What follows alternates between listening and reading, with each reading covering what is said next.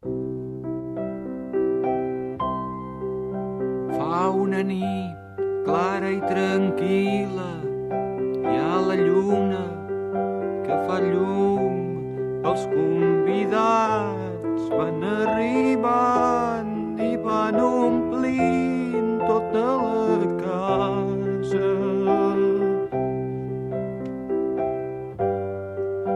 de colors i de perfums.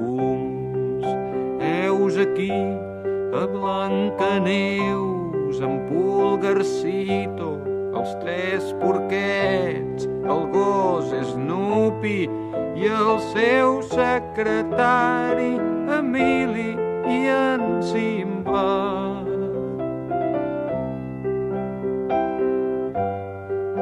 L'Alibaba i en Gulliver.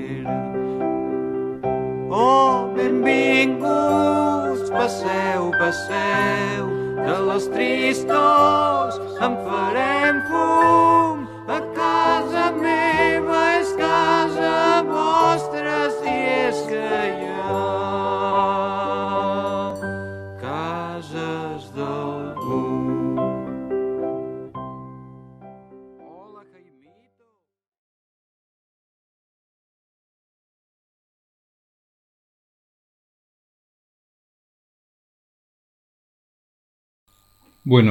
Buenos días. Después de la semana que no me atrevo a calificar de santa, espero que hayáis podido descansar algo y no quedar abrumados por las clases online, los vídeos, los podcasts, los PowerPoints, etcétera, que vamos enviando. También preciso que, si bien las 5 últimas clases que nos quedan antes del parcial los voy a intentar realizar del mismo modo que hemos hecho antes de Pascua, es decir, a través de vídeos, también intentaré realizar alguna sesión en directo para que podamos dialogar, podáis hacer preguntas, plantear dudas, pedir ampliación o corrección de contenidos, etcétera, de manera que podamos tener un diálogo que en estos momentos evidentemente es inexistente. También precisar que a partir del 26 de abril, un poco en función de cómo vaya la situación, propondré qué tipo de ejercicio, qué tipo de parcial, de examen de parcial realizaremos el día 20 de mayo, porque evidentemente no lo vamos a poder realizar tal como estaba previsto. Eso sí, aparentemente, quienes deseen ir al final, espero que nadie tenga que ir al final, pero que haya gente que sí desee ir al final, en todo caso para mejorar nota, si es que la nota no les satisface, puedan, en este caso, este examen final, que tendría lugar a finales de junio o principios de julio, sí será presencial. Pero en principio hasta finales de mayo no podremos, vernos en la escuela. También preciso que el cierre de la escuela hace que haya una parte del material necesario para las clases que está en el despacho, y por ahora no tenemos acceso a la escuela, aunque voy a intentar solucionarlo. Bien, también comentar que todos estos vídeos, ya lo he dicho, pero lo vuelvo a repetir, son obra de Mónica Sambade y de Lucas Dutra, que me han ido proporcionando los programas y editan. Bueno, Lucas es quien edita estos vídeos con un trabajo que nada tiene que ver con el simple hablar ante una cámara. Y también he recibido recomendaciones, por ejemplo, de Mónica Povedano y de Tiziano Surs. Por tanto, a todos ellos, junto con David Mesa, les agradezco toda la ayuda que me están brindando para poder realizar estas clases. También comentar la ironía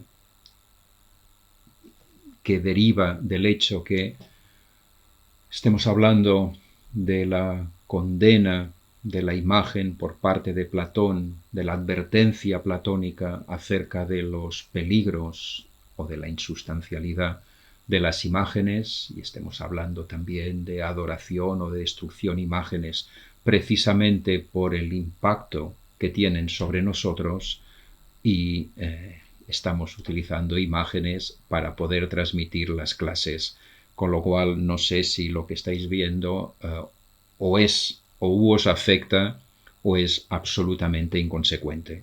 Pero bueno, ahí está, digamos, la curiosa paradoja de estas clases sobre la imagen, sobre los peligros de la imagen a través, inevitablemente, de las imágenes. Bien, lo que vamos a hacer en esta sesión va a culminar con el pase de un cortometraje fundamental de los años 50 que creo que aclarará perfectamente lo que estamos explicando.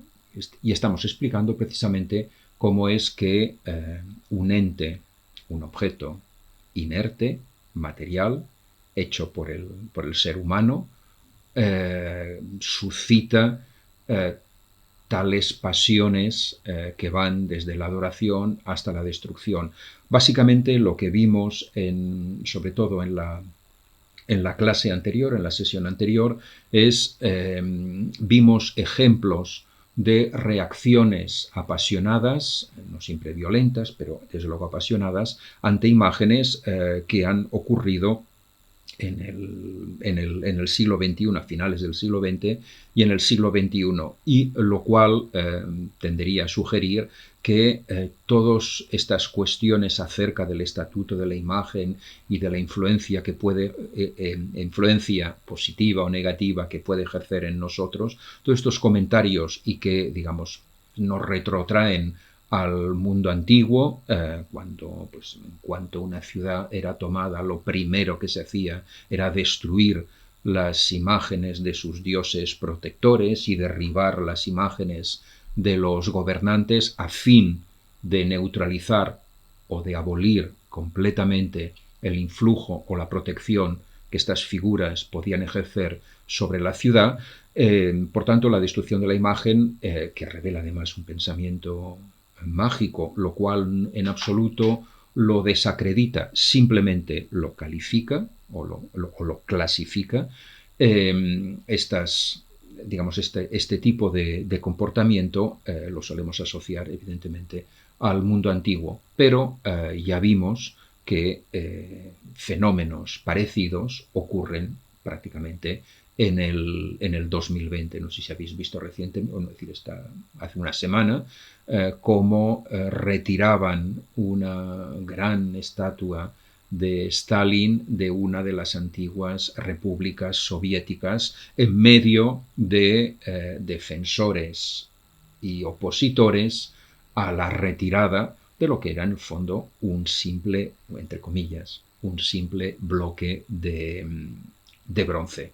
Por tanto, estos fenómenos ocurren hoy en día. También habíamos comentado, y por esto vamos a seguir con esta explicación, habíamos comentado la radical novedad, el radical giro que había introducido el cristianismo en la concepción de la imagen, en la teoría del arte, en la teoría de la imagen, dado que, digamos, el modelo sobrenatural, ideal, la divinidad, se había presentado a sí misma como una imagen, dado que poseía una doble naturaleza, una naturaleza sobrenatural, divina, y una naturaleza plenamente humana. Y por tanto, en tanto que ser humano, era un ser de carne y hueso, que podía evidentemente ser contemplado, se manifestaba al igual que el resto de los seres humanos y podía evidentemente ser retratado. En principio, las imágenes profanas, las imágenes de seres naturales han sido raramente condenadas. Lo que se ha proscrito o prohibido son imágenes de seres sobrenaturales. Pero el Dios cristiano no es solo una figura sobrenatural, sino también una figura plenamente natural o humana. Y por tanto, podía ser retratado y por tanto la producción de imágenes estaba plenamente legitimada, toda vez que el paradigma, digamos, la figura principal que podía ser retratada era un ser humano. Bien, por tanto, digamos, digamos, la teología de la imagen cristiana hubiera tenido que impedir o hubiera tenido que deslegitimar la prohibición de las imágenes. También habíamos visto, de todos modos, y el cristianismo bebe del platonismo y del neoplatonismo, también habíamos visto que, no obstante, que ya Platón había considerado que los seres humanos somos seres limitados, nuestros sentidos son lo que son, alcanzan hasta donde alcanzan, y que por tanto en ocasiones las imágenes no son necesarias para poder intuir y entrar en contacto con una serie de realidades fundamentales para la vida, para una vida ordenada, pero a las que no llegamos si no es mediante el recurso o la mediación de una imagen. De ahí que, por tanto, Platón hablaba de letras, de cifras, y hablaba evidentemente de figuras geométricas y, por tanto, también de planos arquitectónicos. Habíamos visto que todas estas imágenes eran plenamente legítimas y eran necesarias porque nos permitían entrar en contacto con una serie de realidades, iba a decir, inconcebibles sin las imágenes.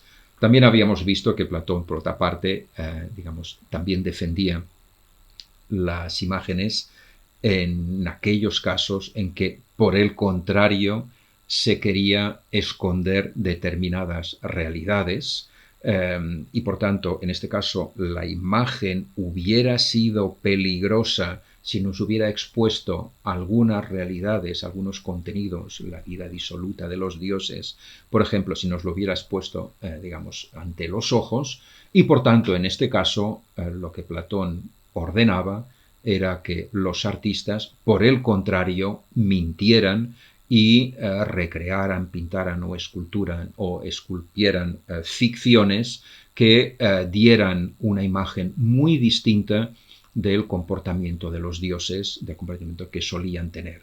Por tanto, digamos, las opiniones platónicas sobre la necesidad de la imagen y la pertinencia de la imagen son complejas. Pero, digamos, en el cristianismo se parte ya del presupuesto que toda imagen es legítima, toda imagen profana y sagrada, preciso, y sagrada, es legítima porque la figura sagrada por excelencia también tenía una forma profana. Era un dios, pero era también un mortal como cualquiera de nosotros. Bien, sin embargo, la destrucción de las imágenes no cesó. ¿Por qué? Y cuáles han sido los recursos que se han utilizado para intentar controlar estas reacciones pasionales. Por tanto, cuáles han sido los recursos teóricos que se han utilizado para intentar establecer una relación no pasional con las imágenes, que es lo que vamos a ver a partir de ahora. Bien, en el siglo VIII, en el Imperio Bizantino y en concreto en Constantinopla, se desató lo que se ha llamado la iconoclastia, es decir, una destrucción violenta, sistemática, de toda clase de imágenes, esculpidas, pintadas, mosaicos, es decir, cualquier representación no solo religiosa, sino también profana, pero sobre todo religiosa, fue absolutamente abolida. La guerra que se desató en Constantinopla fue una guerra muy cruenta que conllevó no solo la destrucción de un sinnúmero de imágenes, sino además la ejecución, una guerra civil que dio lugar a la ejecución de los artesanos que realizaban estas imágenes. Por cierto, os recomiendo una novela del escritor turco Omar Pamuk, una novela que debe tener unos 10 años, que se llama Mi nombre es Rojo, y que cuenta una situación parecida que aconteció en Istambul ya en el siglo XVI, cuando ya bajo el Islam, una vez que Constantinopla fue conquistada por los turcos y se convirtió en Istambul, chiitas y sunitas se enfrentaron a muerte acerca de la legitimidad de las imágenes, no solo religiosas, sino incluso imágenes profanas.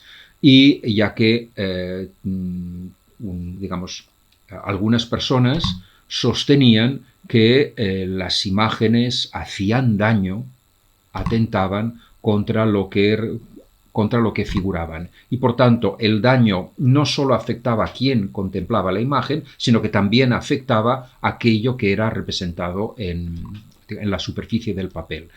La guerra fue también una guerra de una crueldad inimaginable, que llevó a la destrucción sistemática de un sinnúmero de miniaturas, así como la ejecución sangrienta en una guerra civil muy violenta, la ejecución de los miniaturistas, toda vez que, digamos, las imágenes más comunes eran precisamente miniaturas y no cuadros o iconos.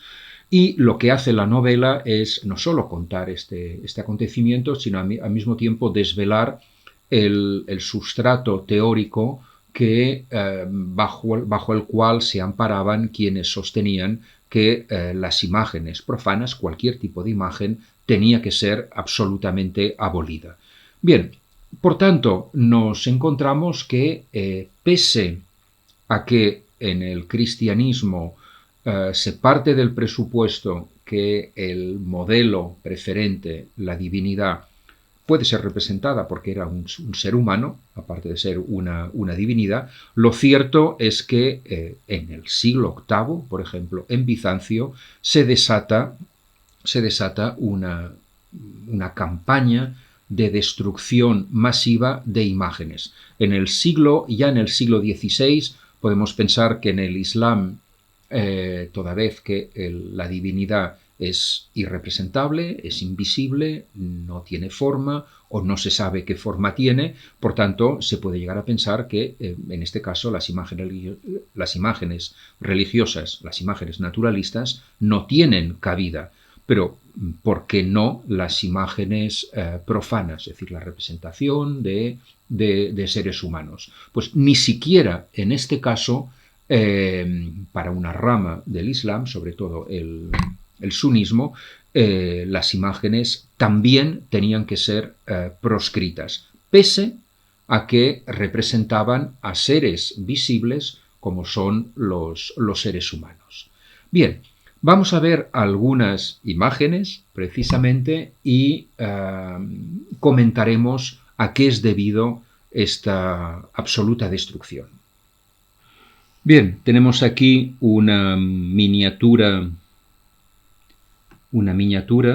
bizantina en la que vemos se asocia en la imagen, se asocia la tortura de Cristo, en este caso no es una representación de una representación, sino una representación de un acontecimiento, de un hecho real, la crucifixión de Cristo, y aquí vemos los soldados que clavan la lanza en los costados, tal como cuentan los evangelios. Y aquí vemos una escena parecida, que también un soldado con una lanza, que en este caso está destruyendo una imagen, es decir, una representación del Pantocrátor, el Pantocrátor siendo la imagen de Cristo. Y por tanto, aquí tenemos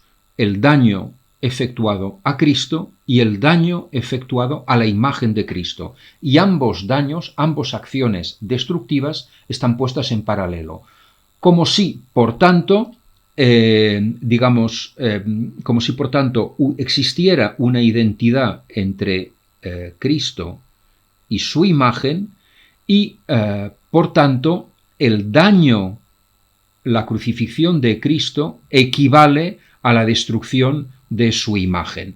En este caso, evidentemente, digamos, este manuscrito denuncia la destrucción de la imagen porque la equipara con la destrucción de Cristo y por tanto defiende que las imágenes son legítimas porque su destrucción es similar a la crucifixión. Es decir, todo aquel que atenta contra una imagen, todo aquel que destruye una imagen, se comporta como como Poncio Pilato, los judíos del templo y los soldados que cuando crucificaron a Cristo y luego lo fueron torturando con una corona de espinas, una esponja embebida de vinagre cuando Cristo crucificado se quejaba de que tenía sed y el clavar la lanza en el costado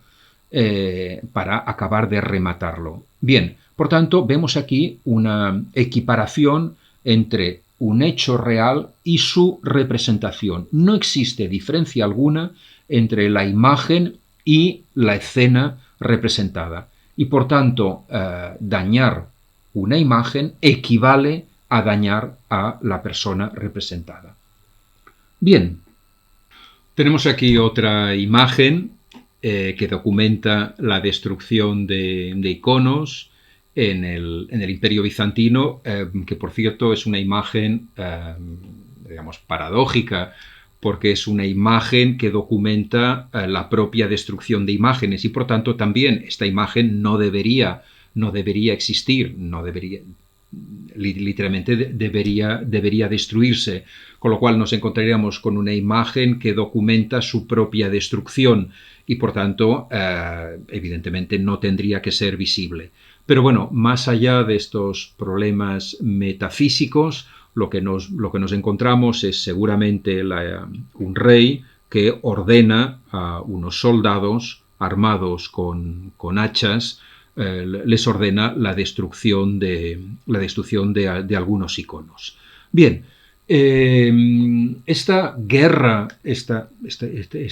absolutamente cruenta entre defensores y contrarios a la imagen, esta guerra duró prácticamente un siglo. La destrucción fue ingente y al mismo tiempo los asesinatos que se produjeron fueron también digamos, inconcebibles. Esta guerra terminó con la victoria de los defensores de la imagen y digamos que esto ha sido una suerte para nosotros porque a partir de entonces digamos, existió algún tipo de sustento de legitimación de la imagen. Partieron del presupuesto que la imagen ya no podía ser considerada como un artilugio mágico, es decir, el punto de vista mágico ya no era de recibo, sino que es un punto de vista que sostiene que no existe diferencia alguna entre una imagen y lo que representa. Es decir, que la imagen asume todas las propiedades y características de la figura representada y por tanto cuando no podemos estar en un contacto directo con una figura, con una persona, con un ser, podemos recurrir a la imagen y el trato que hubiéramos tenido con la figura representada lo podemos tener perfectamente con su imagen, porque la imagen es idéntica al modelo. Bien, lo que explicaron quienes defendieron la necesidad de la imagen es que esta identidad no era cierta. Es decir, existía una conexión evidente entre la imagen y el modelo, pero esta conexión no se basa en la noción de identidad, sino que lo que hace la imagen es que sirve de puente hacia aquello que representa y que por tanto, basándose además en el postulado platónico que sostenía que en algunos casos las imágenes eran necesarias porque en tanto que mortales somos unos seres limitados que no somos capaces de concebir determinadas realidades y necesitamos algún tipo de soporte material, algún tipo de imagen para poder concebir, visualizar y conectar, por tanto, con determinados mundos o con determinadas realidades sobrenaturales. Partiendo, por tanto, de este presupuesto, los defensores de la imagen en el Imperio bizantino sostuvieron que la imagen actúa como catalizador de nuestra atención, nos permite pensar y concentrarnos en la figura representada, por tanto la divinidad, y abre el contacto hacia la figura representada. Desde luego, la imagen no es la divinidad, pero es una puerta hacia la divinidad. Esto implica que la imagen tiene que ser tratada con respeto, ciertamente, pero no tiene que ser adorada, porque todas las características y propiedades de la divinidad no están en la imagen. Entre otras cosas, porque la imagen reproduce únicamente la faceta humana, la faceta mortal de la divinidad cristiana. Es más, sostenían los llamados iconodulos, los defensores de la imagen, sostenían que todos aquellos que se oponían a las imágenes negaban la humanidad de la divinidad cristiana, porque evidentemente un ser humano somos limitados en todos los sentidos de la palabra, y por tanto tenemos un contorno. Y este contorno puede ser perfectamente representado en una imagen. Si estamos pensando, por ejemplo, en un retrato a tamaño natural, el retrato puede coincidir punto por punto, el contorno del retrato puede coincidir punto por punto con nuestro propio contorno.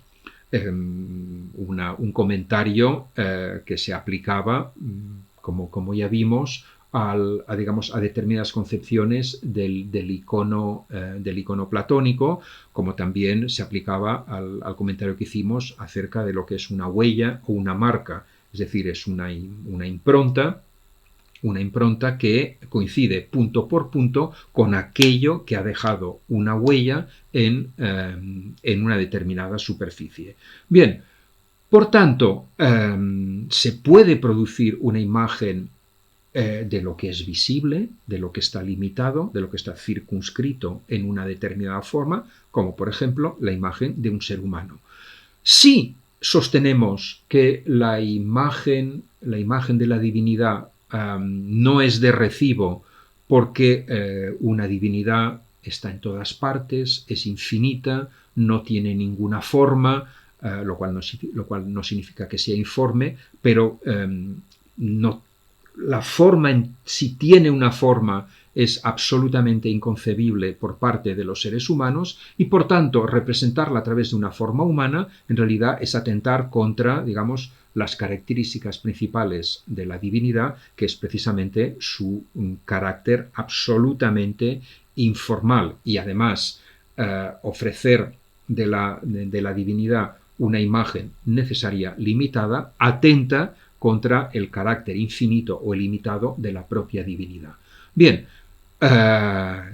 sostenían los defensores de la imagen, pero quienes aducen que como la divinidad es ilimitada, no se puede ofrecer ninguna imagen limitada, partiendo del presupuesto que la imagen es idéntica al modelo, se olvidan de que la divinidad cristiana al mismo tiempo era un ser humano y por tanto se podía representar. Cierto, la imagen solo representaba su naturaleza, o la persona humana en la que se había circunscrito la divinidad, pero al mismo tiempo esta forma humana daba paso hacia la persona divina que estaba unida a la persona humana. Estas elucubraciones teológicas permitieron y que tienen un origen platónico, permitieron, digamos,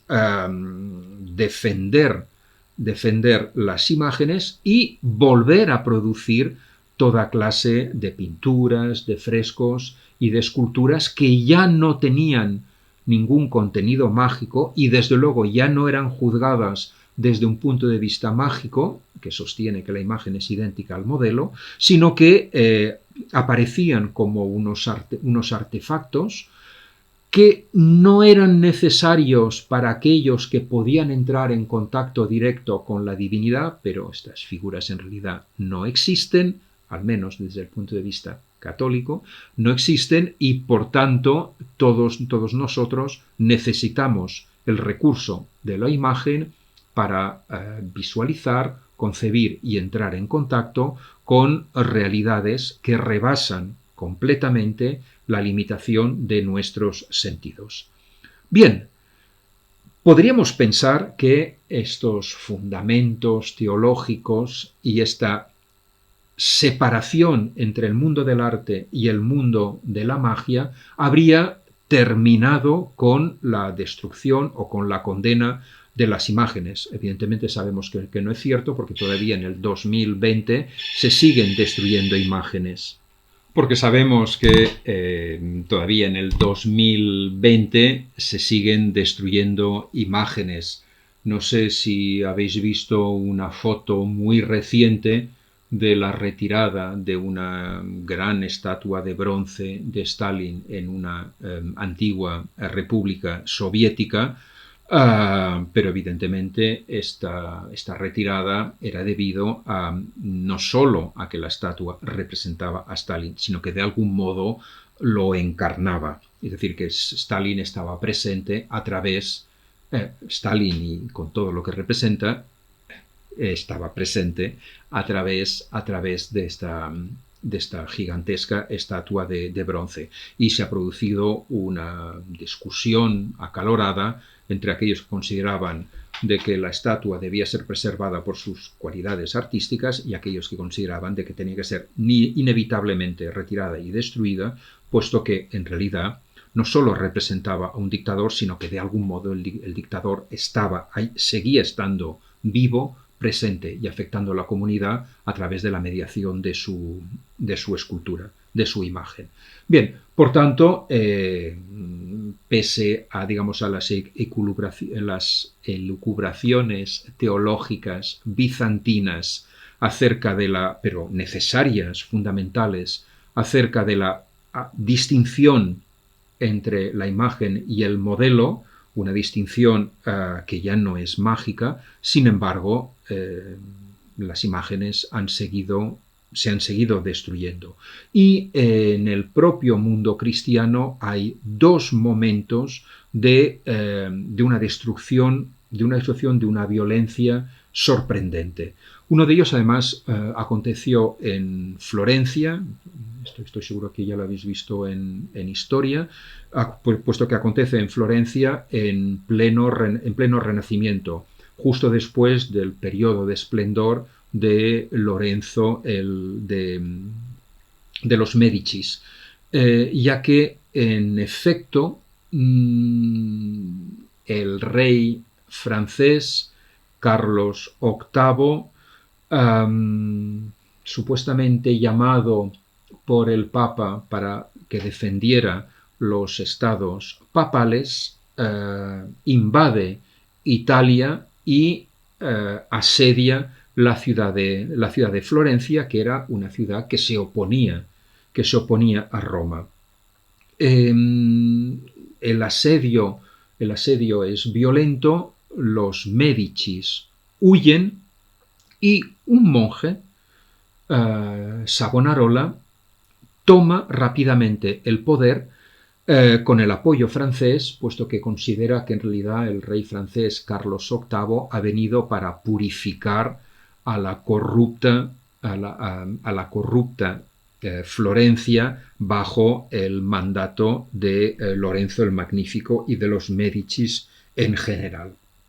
Cuando apenas Savonarola toma el poder, su poder duró apenas 2 años, ordena algo inconcebible.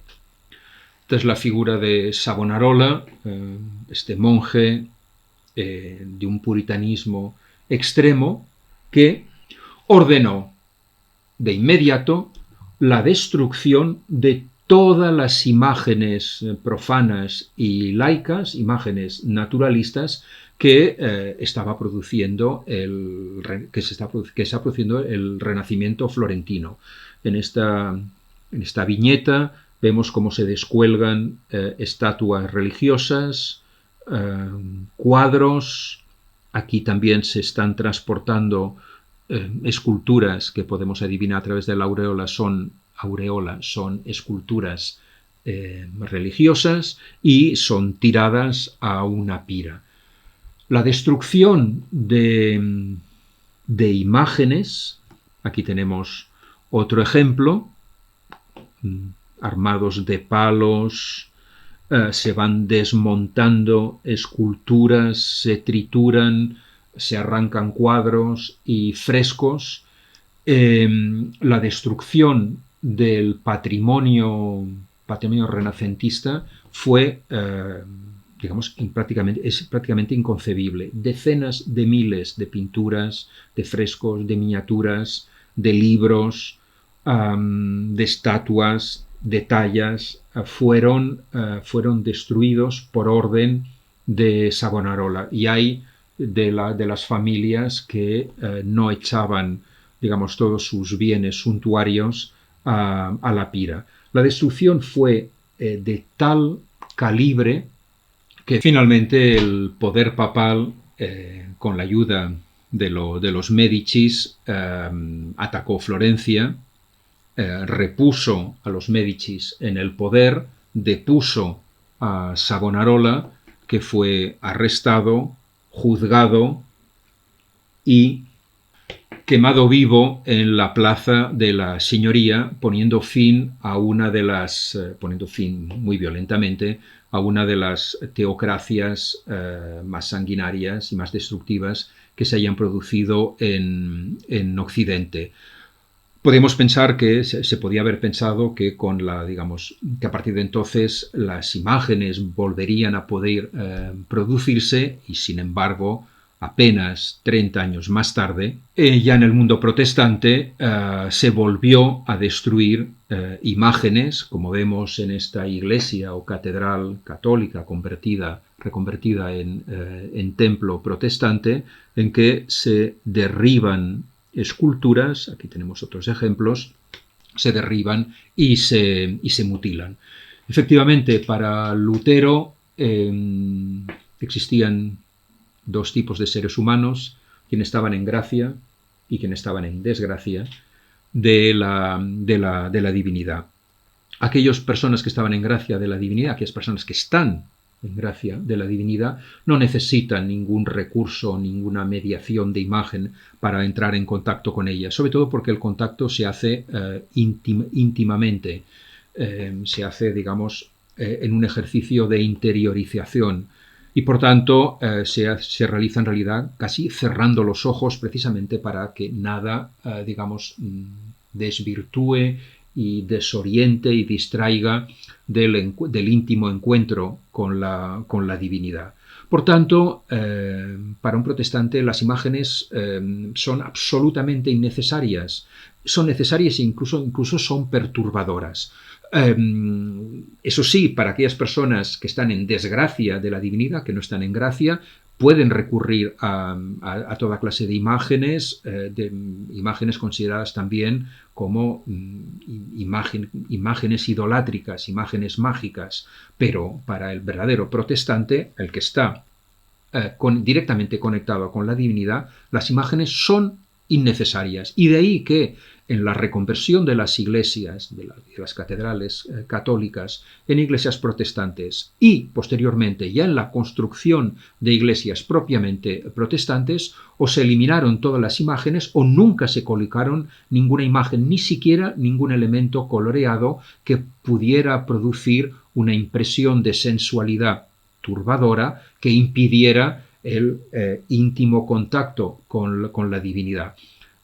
Por tanto, de nuevo, en el centro y en el norte de Europa, que son países que cayeron bajo la órbita protestante, que se convirtieron al protestantismo, de nuevo la destrucción de las imágenes fue inimaginable. Sí que es cierto que al menos en algunos casos se permitieron imágenes profanas, pero desde luego se prohibieron todas las imágenes religiosas. Uno de los ejemplos más sorprendentes de este puritanismo, digamos, de esta ausencia absoluta de color y de imagen naturalista, las encontramos, por ejemplo, en las iglesias de Alvaralto, cuya pureza y cuya blancura en realidad lo que revela es un absoluto desprecio o un temor de cualquier imagen naturalista.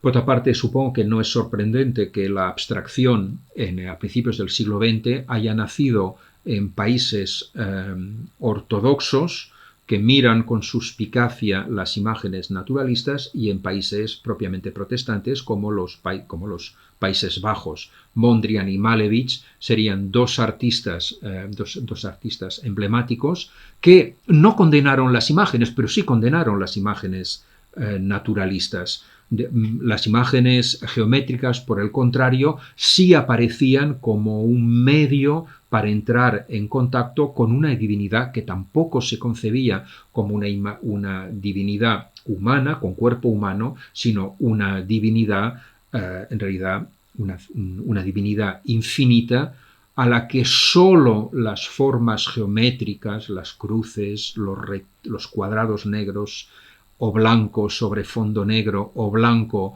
y las tramas de líneas paralelas y ortogonales que, digamos, se pierden por los lados del cuadro, estas figuras geométricas y estas líneas rectas y paralelas eran medios que permitían, digamos, concebir el mundo sobrenatural, pero desde luego no lo representaban. El arte abstracto del siglo XX, por tanto, es una muestra del temor que suscitaban las imágenes naturalistas, precisamente porque lo que hacían era acercarnos en exceso el mundo sobrenatural y mostrarlo encarnado a través de formas naturales que podían dar una imagen muy equivocada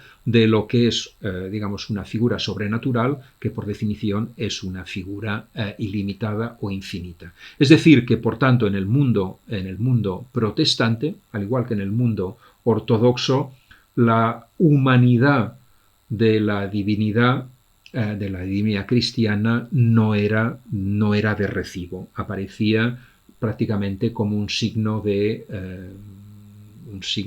idolatría. Bien, nos encontramos por tanto ante la imposibilidad de defender las imágenes. Una y otra vez son condenadas, y son condenadas precisamente porque se las juzga desde un punto de vista mágico. Se considera que la imagen es idéntica al modelo, y si el modelo es infinito, esta identidad no es de recibo, porque lo que da a entender es que en realidad el modelo ilimitado o infinito en realidad no lo es, porque tiene cabida en las formas limitadas, en las formas representativas limitadas. Y por tanto nos lleva a tener una imagen absolutamente errónea de lo que es, en esencia, una figura sobrenatural. Por tanto, hay que prohibir la imagen. No existe ninguna teoría que permita salvar las imágenes. Necesariamente nuestra reacción ante ellas tiene que ser de adoración o de rechazo, como si fueran una divinidad posible o imposible.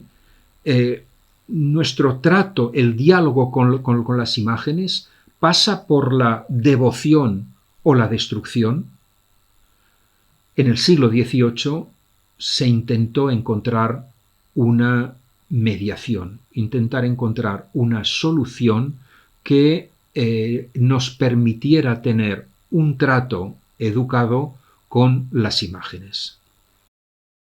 Como comentaba, fue en el siglo XVIII cuando se intentó encontrar una teoría de la imagen, es decir, una reflexión sobre lo que es la imagen que la salvara y nos salvara de ella. Bien, quien intentó ofrecer esta solución fue, aquí lo tenemos, el filósofo alemán o prusiano Immanuel Kant, conocido, era un filósofo que en realidad no, una persona que nunca salió de Prusia, que por otra parte no le interesaba demasiado el arte, tenía escasos conocimientos de arte y que tenía una vida tan regulada y metódica que, cuenta la leyenda, que los habitantes de su ciudad sabían qué hora era porque cada día realizaba el mismo paseo exactamente a la misma hora y con una duración idéntica. Por tanto, era un modelo de regularidad. Bien, Kant intentó encontrar una solución a esta concepción mágica de la imagen, esta concepción que sostiene que la imagen es idéntica al modelo y que por tanto suscita en nosotros una auténtica pasión. Y esta pasión nos lleva a la devoción, a besar las estatuas, o nos lleva a su destrucción. Bien, Kant postulaba que, por el contrario, tendríamos que mantener las distancias con la imagen, con las imágenes. Esto significa, ¿qué es lo que hacemos cuando entramos en un museo? Es posible que a partir de ahora, después de la crisis, nuestra relación con los museos y con las obras de arte cambie, pero digamos hasta en este momento o hasta hace un mes, lo cierto es que el museo, que es el lugar por excelencia donde se conservan las muestras de la creación del pasado incluso del presente, los museos son considerados los nuevos espacios religiosos. Digo nuevos porque son espacios que aparecen básicamente a partir del siglo XIX, al menos en Occidente o en algunos países occidentales.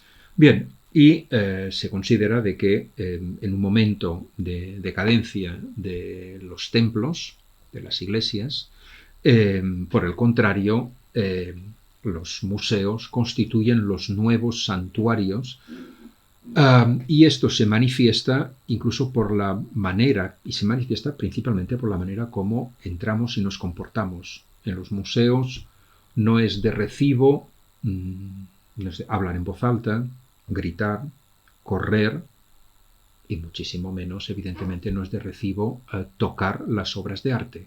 Existe todo un sistema de alarmas, de vigilantes, de barreras que nos impiden entrar en contacto físico con la imagen, en principio para preservarla. Y es cierto que cuando uno visita en grupo un museo, desde hace unos años se tiene que colocar unos aparatos a fin de que el guía o la guía hable en voz lo más baja posible a fin de no molestar al resto de los visitantes. Bien, por tanto, uno entra lentamente, circula muy lentamente, se detiene ante determinadas obras, siempre se coloca a una cierta distancia, incluso uno se aleja de la misma, luego se vuelve a acercar, intenta encontrar un lugar desde donde percibe bien la obra de arte, que por otra parte, en el caso del arte naturalista, este lugar ideal es el lugar en el que se colocaba el artista cuando observaba la naturaleza, observaba el motivo para pintarlo. Y todo esto, todos estos movimientos lentos, se realizan de manera callada. Es decir, la gente, si habla, lo hace en voz baja, como si, por tanto, el museo estuviera habitado por seres invisibles que podrían molestarse si oyeran un ruido excesivo. Es decir, no hay espacio más silencioso que antiguamente un templo, una iglesia, y hoy en día un museo. Y no hay espacio donde se circula más lentamente, incluso cuando las obras no interesan. Nadie corre por las salas. Y si lo hace, evidentemente, se le llama la atención o es detenido. Bien, esta actitud, esta manera de circular y de contemplar las imágenes, pensemos que por otra parte las imágenes, es decir, las pinturas, los grabados, las esculturas y los objetos en general que se encuentran en un museo entran en contacto visual con nosotros, es decir, los descubrimos y tratamos de entenderlos a través principalmente de la mirada. Nuestros ojos son el medio de contacto para apreciar, para entender lo que es una obra y lo que significa. De ahí ya bien. Esto es un ejercicio propiamente teórico. Recordemos que teorizar es mirar atentamente, intentando entender lo que la obra quiere decirnos, si es que nos quiere decir algo,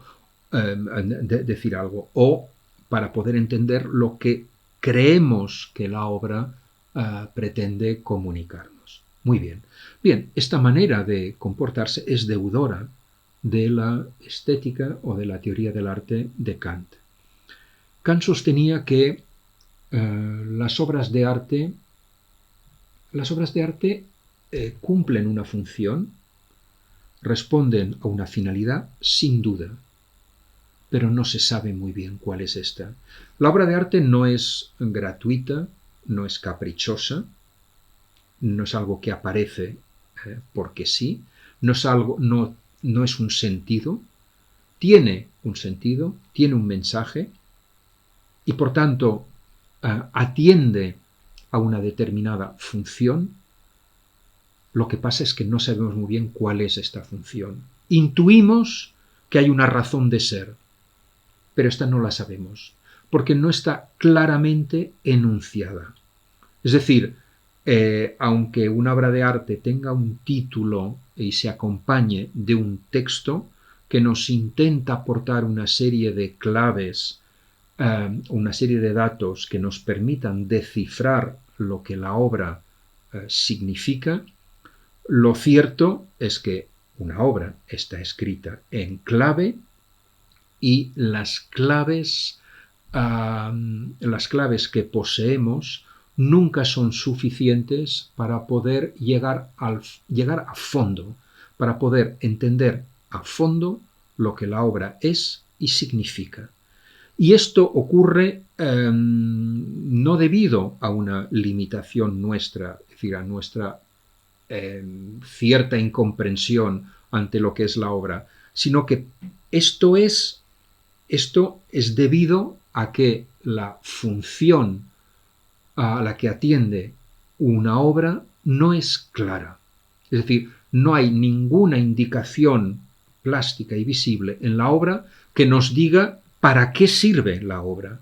Entendemos que la obra sirve para algo, pero ¿para qué?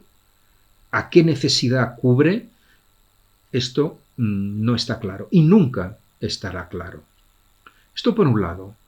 Por tanto, la obra de arte no es fuego de artificio, no es algo gratuito, es algo necesario, algo que responde a una intención, que cumple una función, pero no está clara, ni puede estar clara la función a la que responde. Esto por un lado. Y por otro lado, el mensaje, el contenido de una obra de arte se traduce a través de una forma sensible. una forma plástica, incluso una forma, es decir, unos colores, unas formas, unos sonidos, etc. Hay toda una serie de recursos formales, sensibles, que traducen un determinado contenido. Es decir, que la forma en la que se transcribe un contenido es una forma que tiene que ser descifrada. Una obra de arte, la diferencia entre un signo y una imagen reside en que el signo es de lectura unívoca.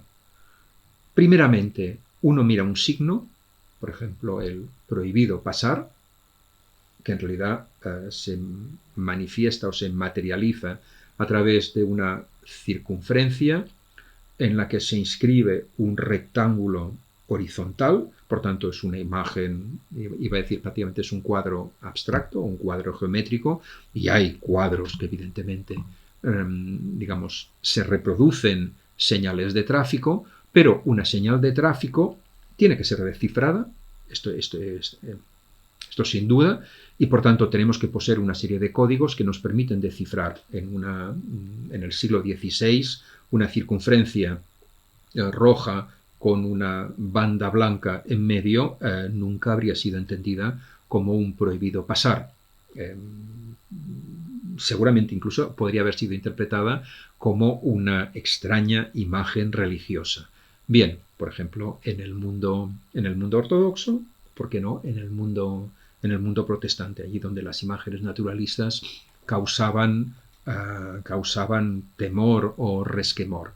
Bien, pero para nosotros, evidentemente, digamos, poseemos los recursos y los conocimientos necesarios para poder identificar a una señal como una determinada señal, como un signo, por ejemplo, de prohibido pasar, y una vez que conocemos los códigos, la señal no ofrece ningún problema interpretativo. Lo podemos leer de inmediato y no hace falta volver a contemplarla, no hace falta una y otra vez pensar en lo que puede significar una obra. Se descifra de inmediato si poseemos los conocimientos necesarios y la obra no significa otra cosa más que prohibir, es decir, impedir el paso o prohibir el paso. No hay múltiples lecturas, tiene que haber una sola lectura. Y si una señal de tráfico o un signo presenta numerosas lecturas, causa problemas. Imaginémonos llegar a una calle con una señal de prohibido pasar, pero que podría tener otras lecturas. Entonces, ¿qué hay que hacer? ¿Pasar o no? ¿A qué velocidad? ¿Retroceder? Evidentemente, el caos que se generaría, el caos que generarían las señales, los signos que ofrecerían múltiples lecturas, sería inconcebible. Es decir, no se podría vivir ante el desorden que causarían los mensajes contradictorios que se podrían desprender de una señal. Una señal tiene que emitir un contenido fácil de descifrar y de inmediato desciframiento por quién o por quienes poseen las claves, esto por un lado, y por otra parte, este desciframiento, es decir, el entender lo que la obra, lo que la señal significa, es para siempre. A partir de entonces ya no hay que volver a pensar en lo que evoca, lo que significa la imagen. Su lectura, su traducción es y tiene que ser inmediata. Bien, por otra parte, da igual que una señal de tráfico esté pintada sobre una superficie metálica o sobre cualquier tipo de superficie. Da igual que esté pintada, grabada, coloreada.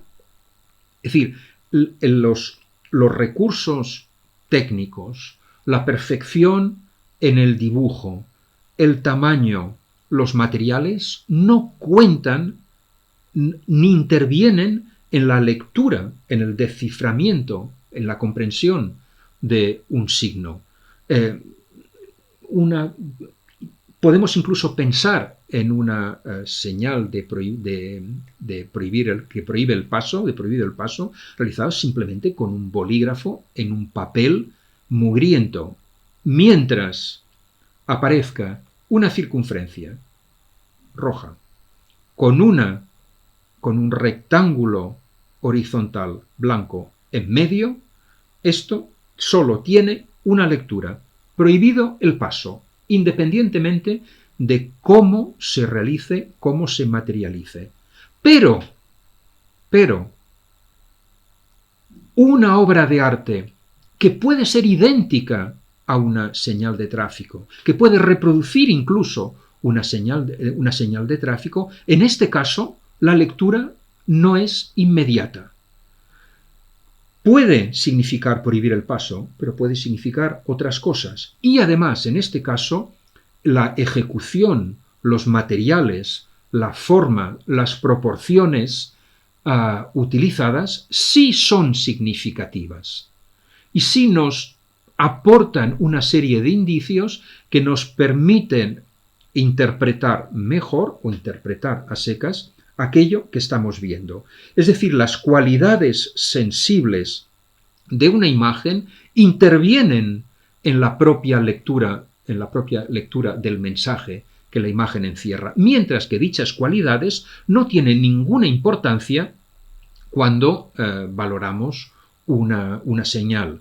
Los signos son de lectura unívoca independientemente de cómo se realizan.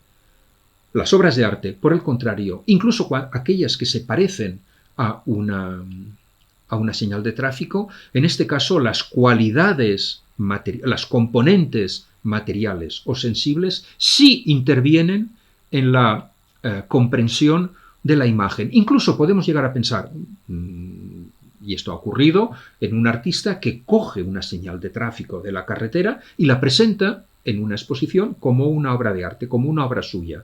En este caso, la obra se compone de una señal de tráfico, pero no es una señal de tráfico, es otra cosa, y por tanto, evidentemente, en este caso no significa solo prohibido el paso, significa, puede tener múltiples significados, y nunca sabremos exactamente lo que la obra significa. Esto no es debido a la pobreza de la obra, no es debido a que la obra tenga un significado muy simple. Esto es debido a que la obra comprende todo un conjunto de significados sin que uno prevalezca sobre otros. Y incluso estos significados o estos mensajes se pueden contradecir. La obra de arte es compleja, contradictoria, misteriosa, de lectura nada inmediata y sobre todo de una lectura que nunca logra desentrañar o averiguar lo que una obra significa, es decir, lo que realmente significa, y cuyo significado además puede haber sido puesto por el artista, pero también lo podemos poner nosotros. Somos nosotros finalmente los que desciframos una obra de arte. ¿Y esto qué significa? Que encontramos o buscamos lo que el artista quiere decirnos, o en realidad dotamos de significado lo que estamos contemplando. Y por tanto tenemos la sensación que la obra tiene un determinado significado que evidentemente en este caso lo hemos colocado nosotros. Y también puede ocurrir, obviamente, que el significado que una obra tiene para nosotros sea el fruto tanto de lo que el artista ha querido decir como de lo que tenemos la sensación que una obra comunica. Es decir, el significado es un significado tanto objetivo, está en la obra, cuanto subjetivo, porque somos nosotros los que, al descifrar la obra, le otorgamos un significado. Y también podemos pensar, pero por otra parte, en muchísimos casos, no podemos saber lo que el artista quería decir. Incluso seguramente no sea necesario. ¿Esto significa que la obra no tenga sentido? No. Tiene un sentido, y este sentido es el que nosotros le otorgamos, atendiendo evidentemente a una serie de indicaciones sensibles o plásticas que tenemos delante. Nada impide otorgar un significado religioso, místico, sagrado a una circunferencia roja marcada por un rectángulo horizontal blanco en el centro. Bien, le podemos dar un contenido sagrado. Seguramente no es la lectura más apropiada, pero nada prohíbe que esta lectura sea posible. Seguramente en el 2020 es raro encontrarnos con obras, digamos, de contenido religioso, raro, pero no imposible. Bien, por tanto, Kant postulaba que una obra de arte no es, digamos, el enunciado claro y directo de un mensaje, sino que es un mensaje cifrado. La obra de arte responde a una intención, cumple una función. Pero ¿cuál es la intención? ¿Cuál es la función? No lo sabemos. Sabemos que cumple con una función, pero no sabemos ni podremos saber nunca realmente a qué responde una obra. Con lo cual,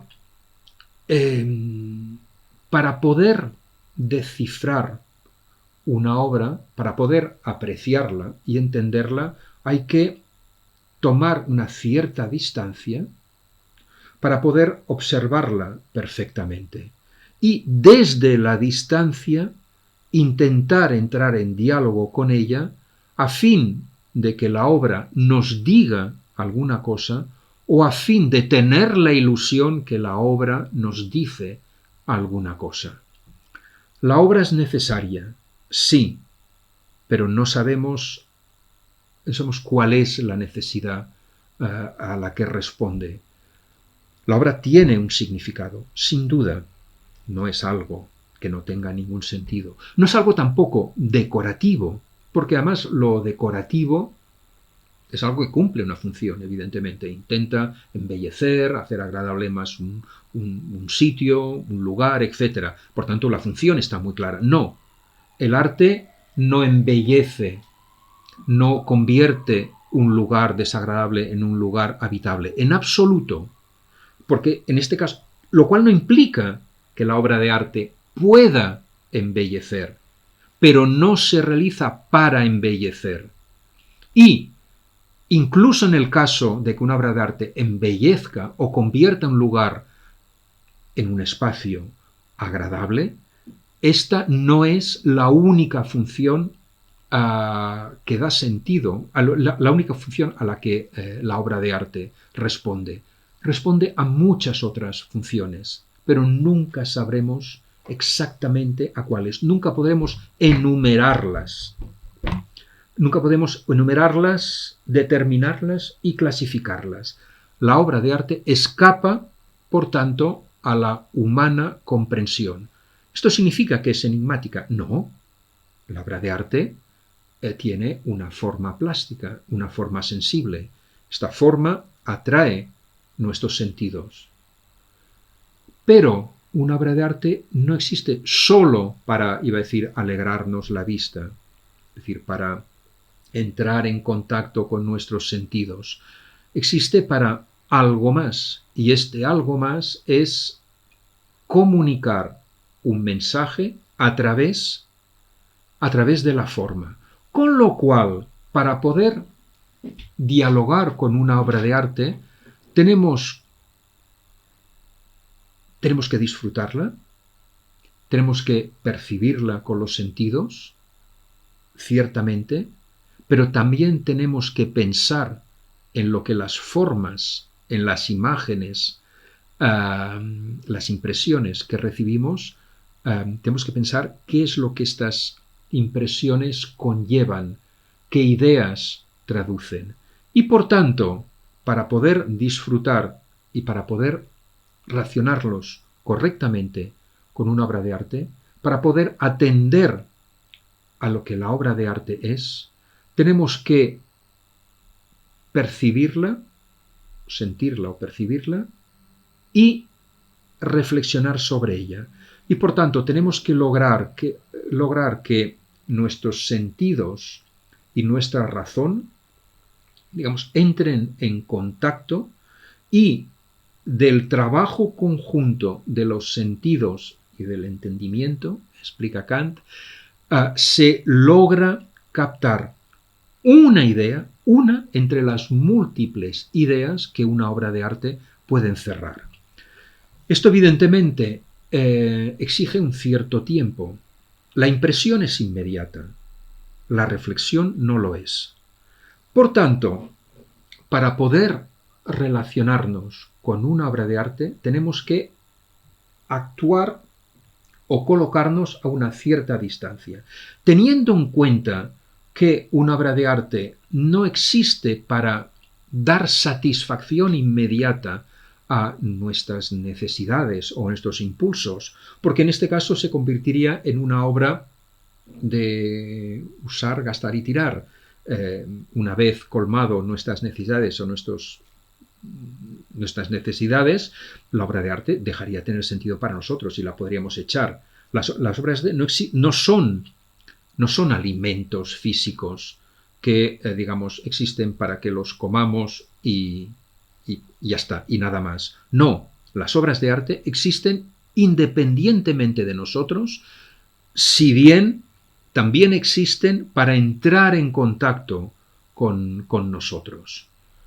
Por tanto, la distancia, la mirada, tampoco podemos esperar nada de una obra de arte, porque si esperamos algo significa que la obra de arte existe para cumplir una determinada función. Por ejemplo, alimentarnos o darnos gusto, provocar placer o, por el contrario, satisfacer cualquier impulso que podamos tener. No, la obra de arte no existe para darnos gusto o disgusto. Existe por sí misma, se muestra, se abre a nosotros, pero con prudencia. Y por tanto somos nosotros los que tenemos que ir reflexionando sobre las posibles y múltiples razones de ser de una obra de arte. Por tanto, no se pueden utilizar, no se pueden tocar, sino que lo único que se puede hacer es observarlas, una observación que implica también una reflexión a fin de conectar con ella y tratar de encontrar algún significado a una obra. Y las obras de arte, evidentemente, son obras que están cifradas. Por tanto, el mensaje que nos ofrecen no es de acceso inmediato. Y, por otra parte, este mensaje al que podamos llegar después de un ejercicio de reflexión tampoco es el único mensaje que posee una obra, porque una obra no es una señal de tráfico, no nos dice lo que hay que hacer de manera clara y unívoca. Nos abre un mundo de significados, mundo al que iremos accediendo en función de nuestras culturas, de nuestros deseos, de nuestras limitaciones.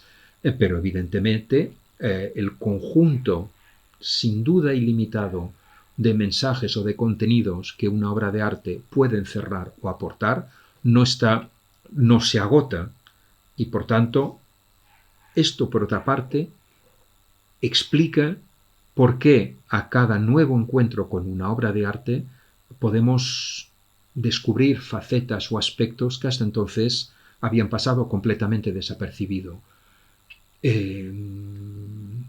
Podemos leer un libro o alguna novela varias veces. Podemos incluso ver una película varias veces o una obra de teatro varias veces. Y desde luego la impresión la impresión de las sucesivas contemplaciones no es necesariamente la misma. ¿Cuántas canciones, cuántas composiciones musicales no habremos escuchado una y otra vez? Y tenemos la sensación de una repetición. Si realmente tuviéramos la sensación de estar escuchando siempre lo mismo, seguramente dejaríamos de escucharlo. No creo que nadie disfrute con una repetición incesante de lo mismo. Si nos gusta volver a leer un libro o un párrafo o volver a escuchar una composición musical o una canción, es seguramente porque a cada vez, iba a decir, suena distinta. Es decir, la composición nos ofrece con cada nueva escucha aspectos inéditos, contenidos que nos habían pasado completamente desapercibidos en audiciones o contemplaciones anteriores. Una obra de arte no agota su significado. Por tanto, pide e invita a múltiples encuentros, y en cada encuentro se descubre un aspecto nuevo. Aspectos que en ocasiones pueden incluso desagradarnos. Una obra que nos haya interesado una vez puede, por el contrario, no decirnos nada o, por el contrario, desagradarnos en otros encuentros. Esto significa que ya no cabe ningún otro encuentro en absoluto. En una tercera o un cuarto encuentro, impresiones anteriores pueden matizarse, completarse o neutralizarse. Y esta cuarta o quinta impresión tampoco es definitiva. Kant postulaba, por tanto, que la obra de arte es un enigma que puede ser descifrado parcialmente y que exige, por nuestra parte, una contemplación meditada. Exige por nuestra parte guardar las formas ante la forma de la obra de arte. No podemos precipitarnos, cogerla, destruirla, abrazarla, porque todo esto implica que en realidad no atendemos a lo que es la obra. Un mensaje cifrado que exige por nuestra parte reflexión. Y la obra de arte, por tanto, no existe para darnos gusto, aunque nos dé gusto, sino que existe para darnos que pensar. Pensamiento que se suscita a través de una primera impresión sensible. Impresión sensible que no agota el significado de la obra de arte.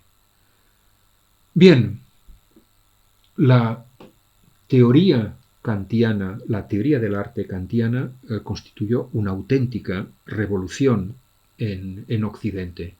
Significaba que la obra existía a cierta distancia de nosotros, la obra no era lo que parecía, no era algo desechable o adorable, sino que se encontraba en un terreno intermedio que implicaba por nuestra parte respeto, atención, contemplación y respeto.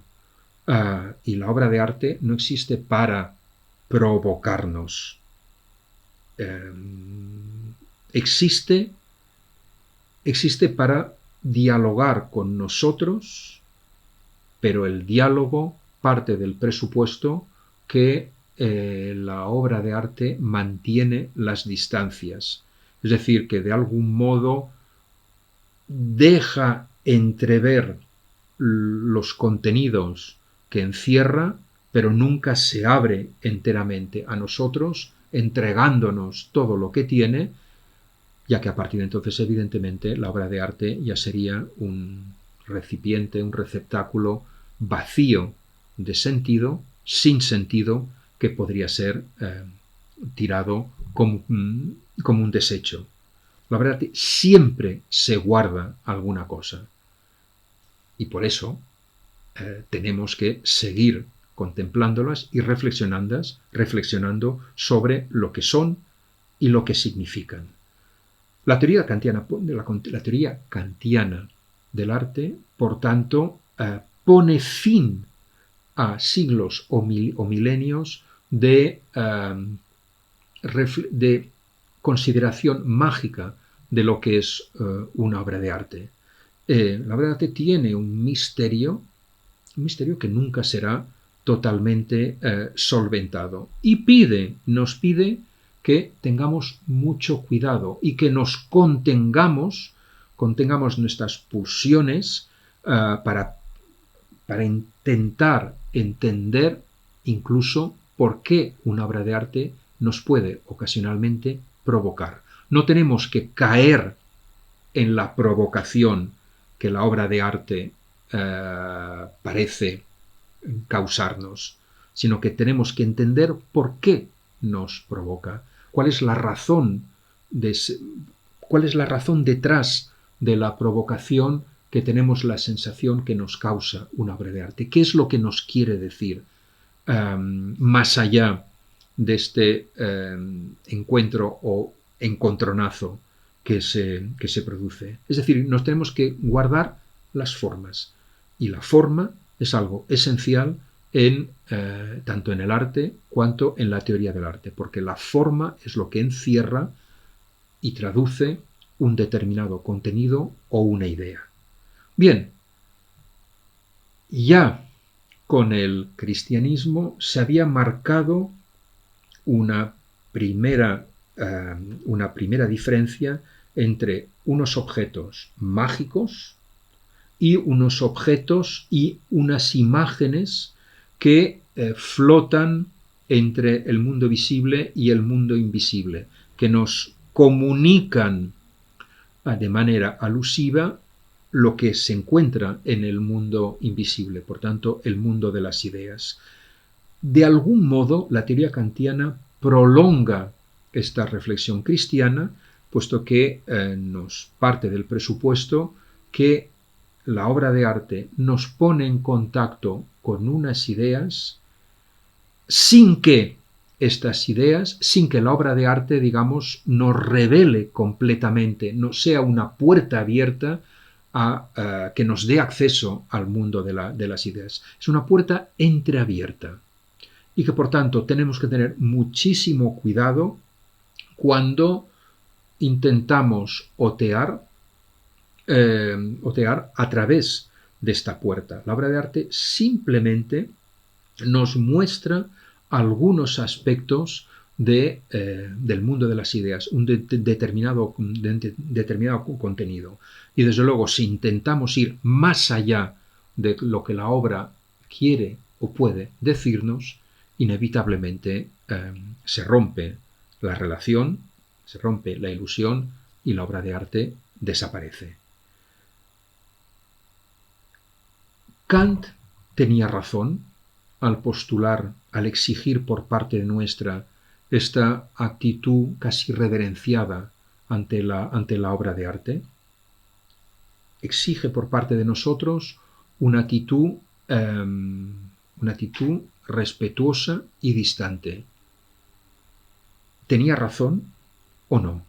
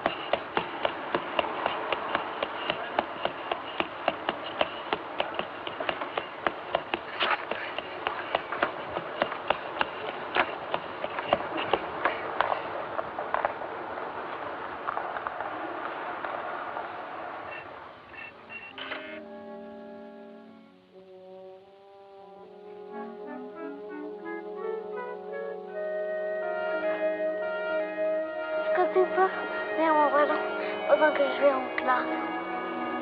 Et surtout, le lâche pas. Hein?